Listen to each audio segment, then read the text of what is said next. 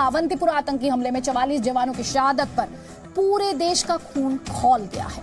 पूरा देश कह रहा है कि आतंकवादियों और आतंकियों को श्रेय देने वाले पाकिस्तान से हिसाब कब पूरा किया जाएगा, कब बदला लिया जाएगा। कई खास मेहमान लगातार हमारे साथ हैं।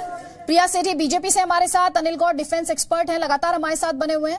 साथ ही रविंद्र कुमार को इस समय स्क्रीन पर आप देख पा रहे हैं।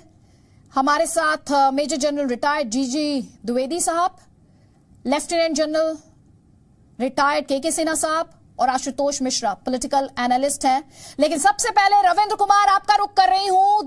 बड़ी बातें यहां पर कही जा रही हैं, कूटनीतिक रण की, पाकिस्तानी आतंकियों का हाथ होने का सबूत देने की, कड़े एक्शन की, डिटेल्स क्या है? देखिए, सबसे पहले तो बता दें कि ये परिवार में मातम नहीं के साथ साथ पूरा देश में मातम है। जो आपने तस्वीर दिखाई, जाहिर तौर पर सभी विचलित होंगे।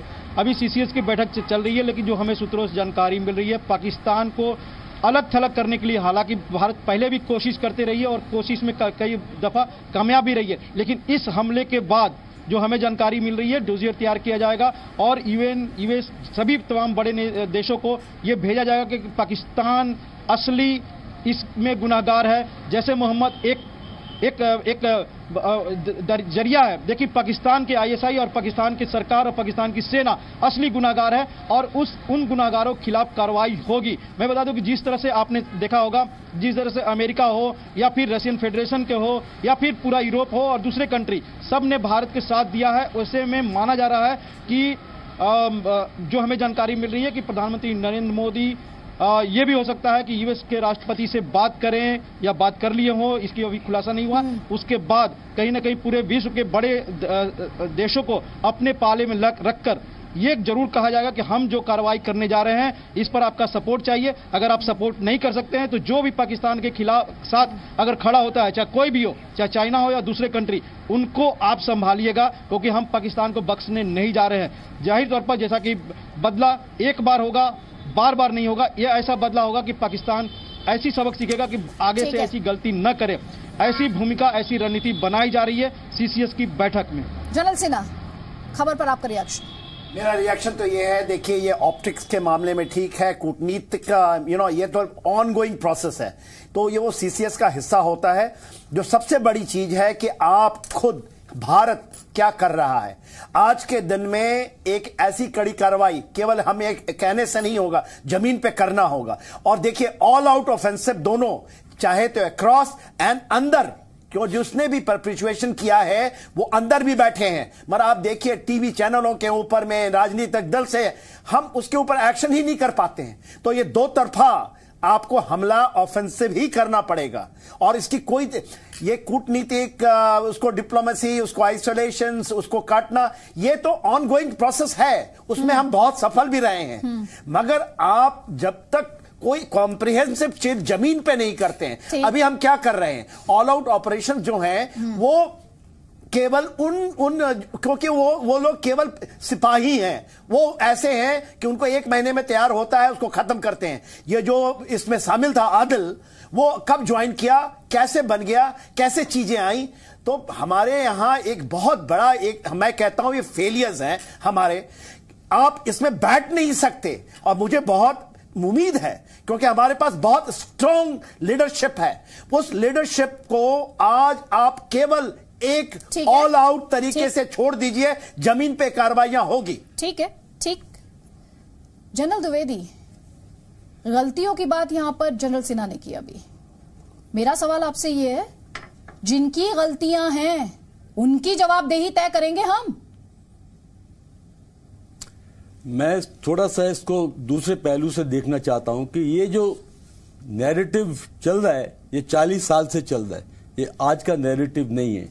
और 40 साल से हमारी जो स्ट्रेटेजी या टैक्टिक्स रहे हैं कि हम जो भी उग्रवादी हैं वो अपने टेरिटरी में उनका मुकाबला कर रहे हैं, हम उस पार ये खेल को उस पार नहीं ले आ रहे। और वो एक बार हुआ है जो सर्जिकल स्ट्राइक। अभी ये सोचो कि जो इसके हैंडलर्स हैं वो पाकिस्तान आर्मी है, जिनको हम पकड़ रहे हैं, मार रहे हैं, वो तो छोटे प्यादे हैं। तो वो उनको जब तक हम पाकिस्तान फौज को एक सबक नहीं सिखा सकते, तब तक ये जो कहानी चल रही है, ये इसमें बदलाव नहीं आ सकता। तो मेरा सबसे पहले है कि हमें अपनी पूरी रणनीति बदलनी है। ये 40 साल से जो कर रहे हैं उसमें एक बदलाव आना है। सर क्या बदलाव है? मैं कॉन्क्रीट मैं आपको क्या बदलाव है? मैं आपको 4 बदलाव देता हूं। सबसे पहले जो है बदलाव कि ये जो लड़ाई है उस पार लड़नी है, इस पार नहीं लड़नी है। दूसरी बदलाव है कि पाकिस्तान फौज को हमने ये सबक सिखाना है क्योंकि उन्हीं की चाल से सब कुछ हो रहा है। तीसरी जो बात जो इंपॉर्टेंट है कि ये मल्टी प्रॉन्ग स्ट्रेटेजी, मिलिट्री से हमें उनको सबक सिखाना है, पॉलिटिकली आइसोलेट करना है, डिप्लोमेटिकली उन पर प्रेशर डालना है। क्यों नहीं हम ये इंडो ट्रीटी वगैरह हम इनको बदलाव ला सकते हैं। जनरल द्विवेदी, माफी के साथ यहाँ पर आपको रोक रही हूँ। देखिए बच्चे अब श्रद्धांजलि दे रहे हैं शहीदों को, सुनिए। And have the feeling of patriotism.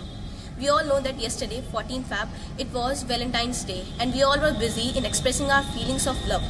But do we know that only yesterday, the day which is known as the Day of Love?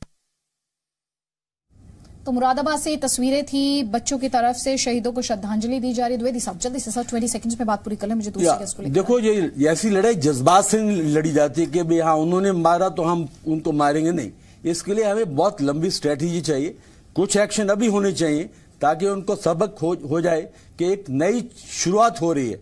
और नई शुरुआत जो है, ये जंग जो है लंबा लड़ना है, ये नहीं कि जज्बात से लड़ना है। हमें अपनी सोच बदलनी है और सोच बदलने से ही कितना लंबा लड़ेंगे सर जंग? देखो पॉइंट ये है कि 40 साल से हम कुछ नहीं कर पाए। हर हमले के बाद मैं ऐसे ही डिस्कशन में बैठती हूँ, हर हमले के बाद ऐसे ही सवाल पूछती हूँ और बस अगले हमले तक हम बैठे रहते हैं।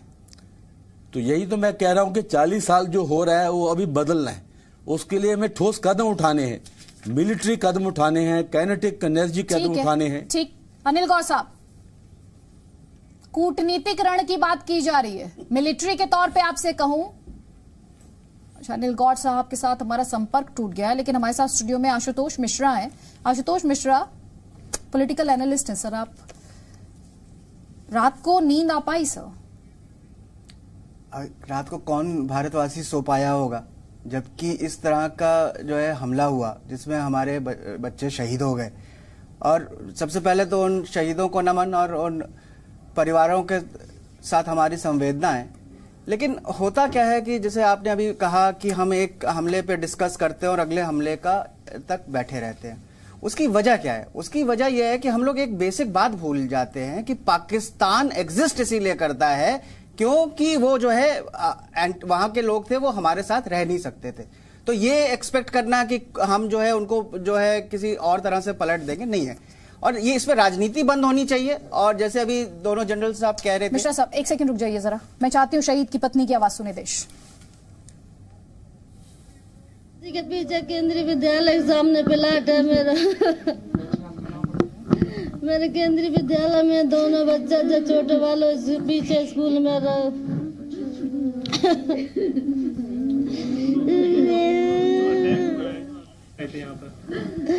संडे को आए थे, फिर 6 दिन का जी आए थे, फिर चले गए तो उनकी बर्फ गिर रही, रास्ता बंद है तो हमने की छुट्टी आ जाओ। फिर संडे को गए, यहाँ से कहीं सोमवार की वापसी है, हमने की जाओ अप्रैल में छुट्टी आई है, मकान बनवाए ले। आने की नहीं बोल रहे थे हम जल्दी आए जो मकान बनवे लोन निकाल के। हाँ बोल रहे थे मकान बनवा ले तो बच्चा पीएससी के पीछे केंद्रीय विद्यालय के सामने प्लाट है मेरा। मेरे केंद्रीय विद्यालय में दोनों बच्चा जो छोटे वालों पीछे स्कूल में रहो।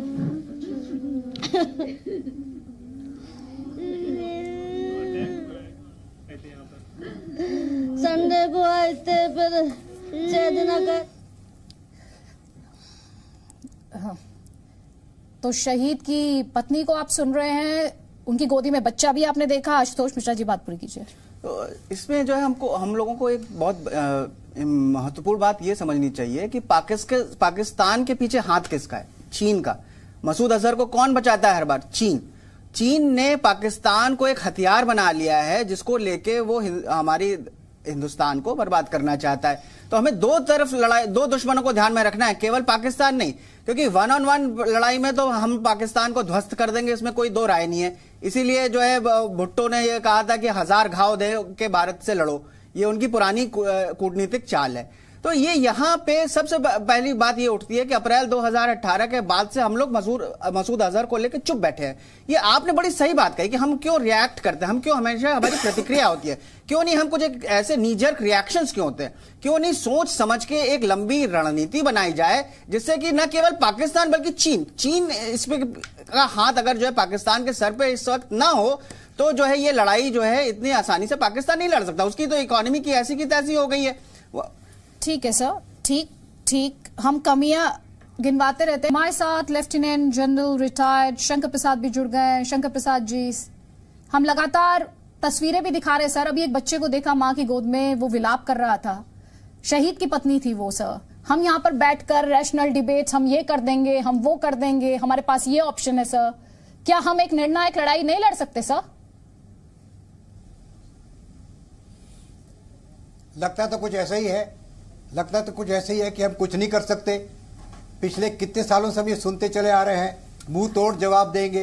ये मुंह तोड़ जवाब कितने दिन से तैयार हो रहा है, इसका जवाब कब देंगे? आप बड़े अच्छे सवाल पूछ रही हैं। वही जो टेप है वो रिकॉर्ड हो रहा है, वो री रिकॉर्ड होते चला जा रहा है।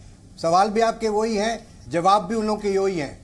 देखिए, भारत को सोचना है कि इस परेशानी से किस तरह से हमें निपटना है, और निपटने के लिए दुरुस्त तरीके से तैयारी करनी है। वो तैयारी तो हम करते नहीं है, ना तैयारी करने की कोशिश करते हैं, और अगर कोशिश करते भी हैं तो वो कोशिश को कामयाब नहीं होने देते पॉलिटिशियन। सारी प्रॉब्लम है पॉलिटिकल क्लास की। कश्मीर के अंदर पॉलिटिकल क्लास अपना एजेंडा चला रहा है। आपने मुफ्ती मैडम को सुना होगा कि इन टेररिस्ट से बात करो, ये हमारे बच्चे हैं।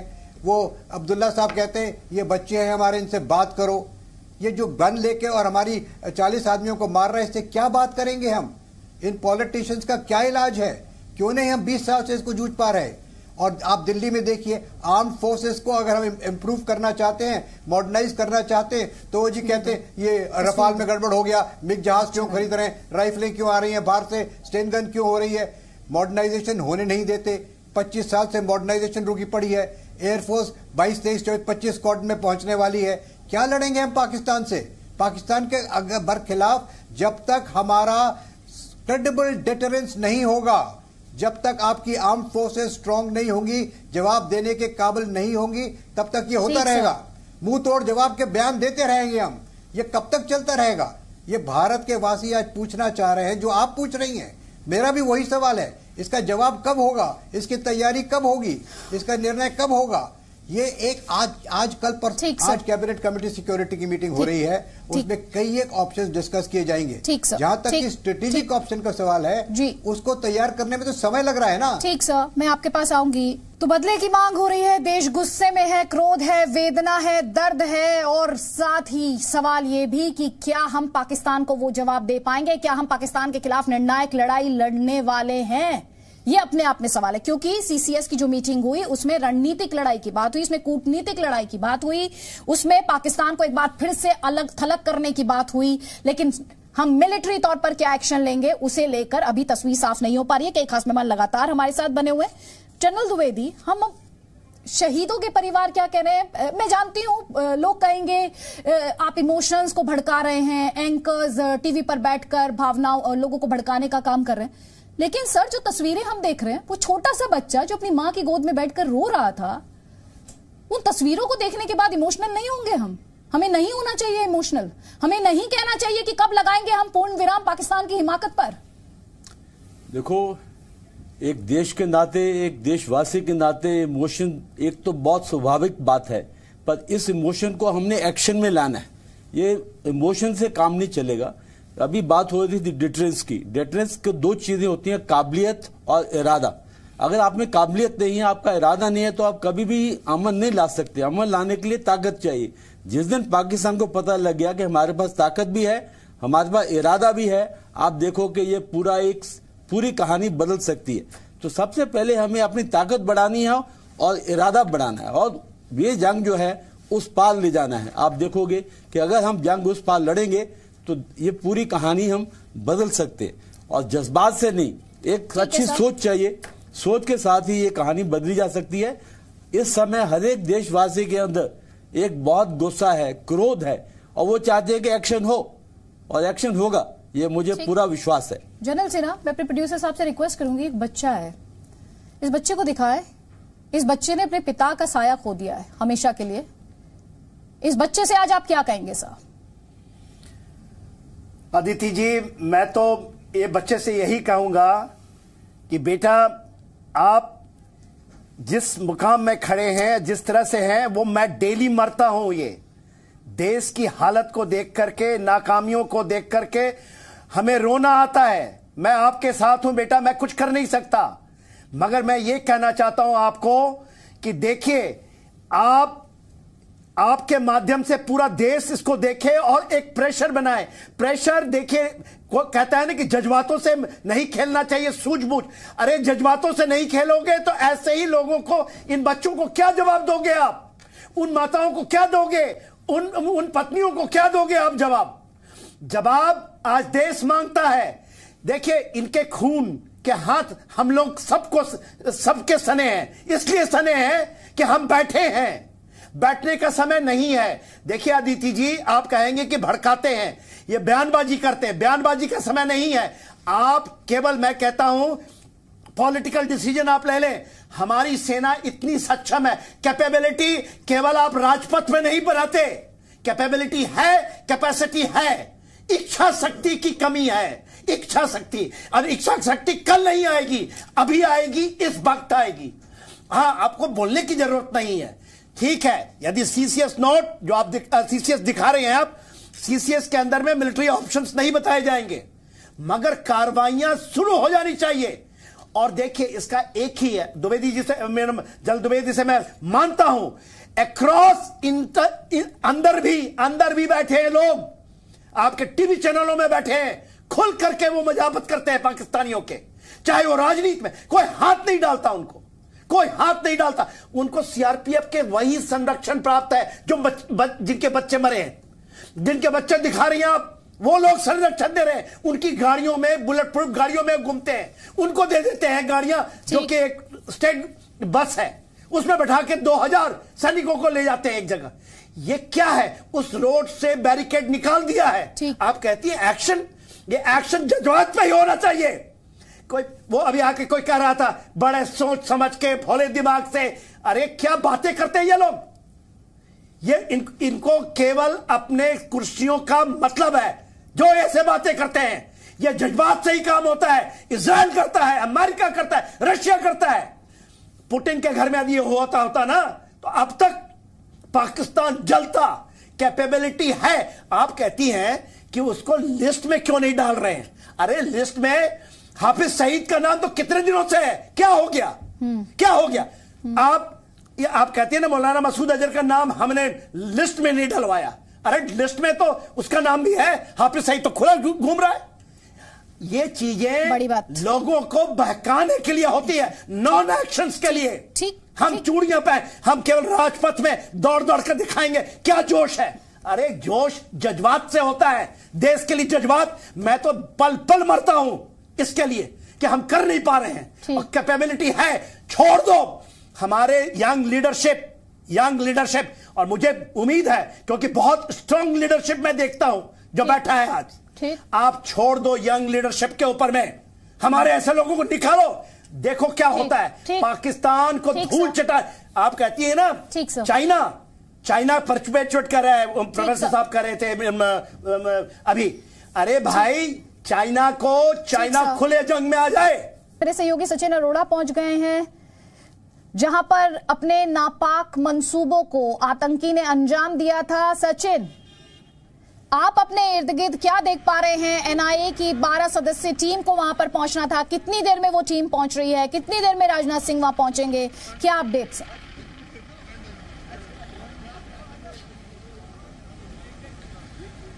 अभी जैसे कि कैबिनेट कमेटी ऑफ सिक्योरिटी चल रही है, अदिति आपने बताया, और उसके बाद निर्मला सीतारमण जो है प्रेस को ब्रीफ कर सकती हैं। और ये रात को हमारे सोर्सेज बताते रहे कि देर रात तक ये बैठक का सिलसिला चलता रहा। आज लगभग 12:30-1 बजे के करीब जा रहा है कि राजनाथ सिंह यहां पर पहुंचेंगे। एनआईए की 12 सदस्यीय टीम पहुंचनी है। मैं आपको बताऊं, इस वक्त हम जिस जगह पर मौजूद हैं, यही वो जगह है, यही वो हाईवे है कल जहां पर ये पूरा वाकया हुआ था। कल जहां पर आतंकियों ने, जैश ने अपने उस नापाक मंसूबों को अंजाम दिया था। आप वो मेरे पीछे देख सकते हैं, मैं आपको मेरे पीछे देख सकते हैं इस वक्त सीआरपीएफ बटालियन यहां पर मौजूद है। वो जगह है वहां पर जब वो कॉन्वॉय गुजर रहा था और उस कॉन्वॉय को बीच में जो है उस कार ने अटैक किया जो कि आईडी से लैस थी, जिसमें 100 किलो के ज्यादा विस्फोटक था और फिलहाल जो संख्या है वो 42 के करीब बताई जा रही है। हमने यहां पर रात भर ट्रेवल किया क्योंकि हम चाहते थे, एक खामोशी जरूर है यहां पर, आसपास इस वृक्षों में एक खामोशी जरूर है, लेकिन गुस्सा है यहां पर। जी सर, क्योंकि यहां सीआरपीएफ के जवानों में गुस्सा है, इस आक्रोश का वो बदला लेना चाहते हैं। नहीं, जाहिर सी बात है, बिल्कुल हम यहां से हट रहे हैं। हम यहाँ से बिल्कुल अभी हम थोड़ी देर में यहाँ से जा रहे हैं क्योंकि यहाँ से धीरे धीरे आदित्य जैसे देख रहे हैं कि यहाँ से गाड़ियों को हटाया जा रहा है वो पीछे की तरफ, क्योंकि वो पूरा इलाका सैनिटाइज कर दिया गया है। यहाँ पर एनआईए की टीम कुछ ही देर में पहुंचेगी और उसके बाद कोई स्तब्ध है कि आखिरकार इतने वक्त के बाद इस तरीके का एक इंसिडेंट, इस तरीके का वाकया, इस तरीके की फ्रस्ट्रेशन, इस तरीके की आतंकियों की बौखलाहट। और यहाँ पर ये वो जगह इससे पहले सील किया गया था। हम ग्राउंड जीरो पर मौजूद हैं, ठीक उसी ग्राउंड जीरो से जहां पर कल ये वाकया हुआ था। और यहां से पल पल की रिपोर्ट आपको बता रहे हैं। कभी यहां पर स्थिति जो है थोड़ी संवेदनशील हो जाती है, कोई यहां से चीजों को हटाया जाता है क्योंकि बहुत ज्यादा स्क्रूटनाइज किया गया है यहां पर चीजों को। लगातार बड़े अधिकारी आ रहे हैं, डीजी आईजी लेवल के अधिकारी आ रहे हैं। यहां से एमएचए लगातार संपर्क में है और रात तक ये संख्या 42 बताई जा रही थी। 44 शहादत जो है। अब सबसे बड़ी बात यह है कि यहां पर देश ये कह रहा है, पूरा देश जो कि आक्रोश में रहा, एक पल कोई नहीं सो पाया। इस कारण से हर कोई ये कहता हुआ कि ये शहादत व्यर्थ नहीं जा सकती।